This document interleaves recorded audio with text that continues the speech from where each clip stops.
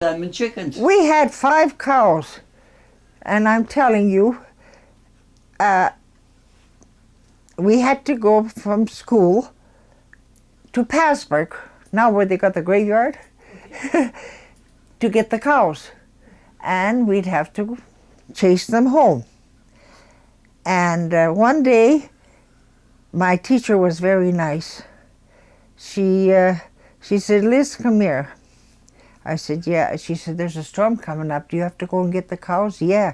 "Well, you better pick someone and go and get them now because there's a big storm coming."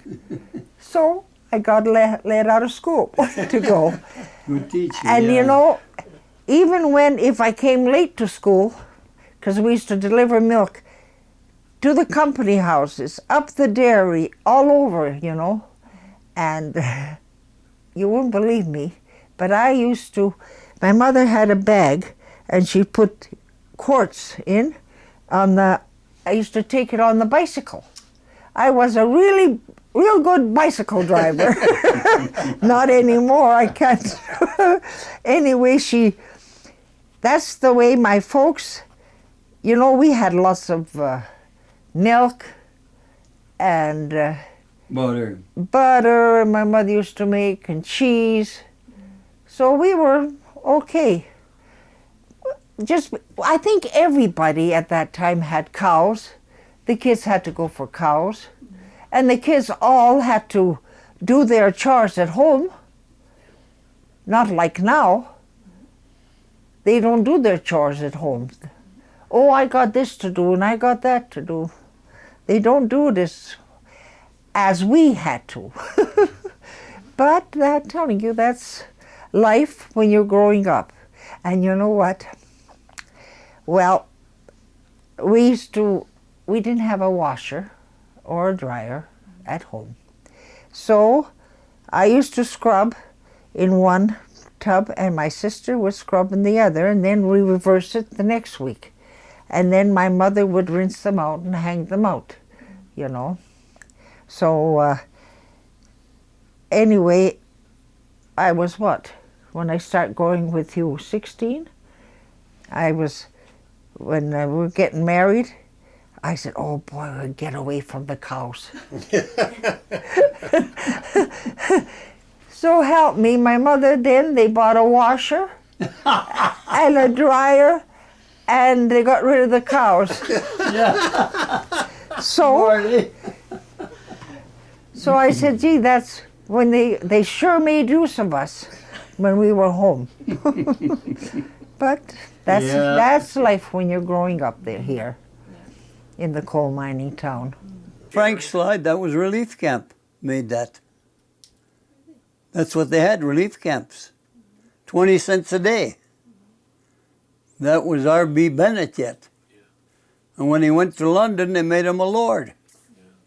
You know, the boys from there, if they wanted to go to the dance, you know, from the relief camp, they used to sell their jackets and trousers, you know, to get money to go to the dance. So the government got smart. They put a big orange O in the back of the jacket and on the pants, so they couldn't sell them anymore. So the guy that ran the show, he let the guys in free. He said, "They're really mean to you guys." They were nice guys, though, a lot of them. And so what were they doing in the relief camp? Were they working on building roads? Building roads. 20 cents a day. And there was no big equipment, you know. Like I was telling her the other day when we was working up here. It was $3.20 a day. You walked from here to get up there, to Sentinel. And then you had this shoveling gravel. Like now, at least you get a 10-minute break for coffee. With no breaks. You worked till dinner time, and that was it. So you were going to tell us how you ended up getting a job at the mine. How someone could get a job at a mine. Yeah. I'll tell you. You know, the mine used to work 2 days, okay, say 2 or 3. You'd go up to the mine up there, and you'd stand there like a dummy, you know. 30 or 40 of you. And the boss would walk around there for a while, and then he'd come out and, my God, nothing doing today, boys. Then you go back home or go down to International. They used to check out a little later. McGilver used to check out at 3:30 and down here 4 o'clock. And you did that every time the mine worked. You know how long I went up there? 2 years. 2 years. 2 years. Of standing around, Every day. looking Trying to, to Yes. trying to get a job. Yes. There was no other jobs. There was no jobs. Like I told you, I worked for 10 hours for $2 for Mahalski. Or $1 a day skidding props up there. So how did you make it? How did you get by? Well, we weren't married then. I was home that time. Oh. And Dad worked on a section, $2.40 a day. That's all the CPR paid. Isn't that something? Section gang? Your dad worked on a section gang for the CPR? Yeah, $2.40 a day. That pitiful?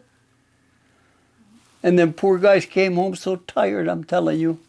Like in the summer, changed ties and stuff. Absolutely beat. Yeah.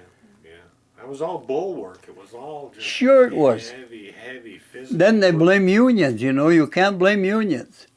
Unions got lots. But they start going too far and then, you know, they start closing up, eh? That's why BC has a hard time now. You look at anything you pick up now, made in China, eh? Cheap labor. Now the Japanese putting a factory up where? In Mexico for building cars, cheap labor. But without a union, you would have nothing. When we had holidays first, nobody had holidays. The only guys who got holidays was fire bosses, pit bosses, you know, and managers and that. And then the union got finally holidays, you know, get us holidays.